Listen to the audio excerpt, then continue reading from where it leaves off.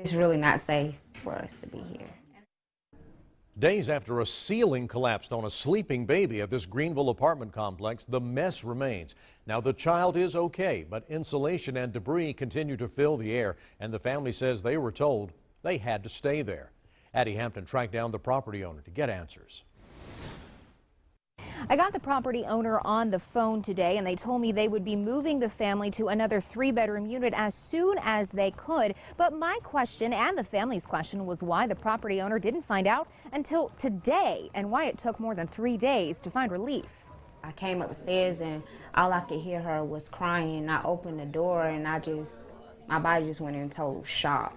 It's a mother's worst nightmare to open the door and not be able to see your child. Instead, mounds of sheetrock, insulation, and debris from a fallen ceiling. First thing I'm thinking, like she was gonna come out with blood, maybe a broken arm or something, and I was just really hurt. Mother Natasha McAllister screamed for her boyfriend. Antoine Manning says he went into rescue mode, digging through the mess to find his child. She couldn't breathe at the moment. She was gasping for air, so I brought her outside so she could get a fresh breath of air. He said the bed's headboard created a buffer for his daughter. It changed everything. It really did. If it had been any different position, it would have been talking a whole different conversation. Now the conversation is, what's next? 4 days after the ceiling caved in, the room still looks like this, with just a plastic sheet and caution tape between them and a potential health hazard, according to activist Bruce Wilson. Management at this apartment complex is telling the family, hey, it's okay, stay here.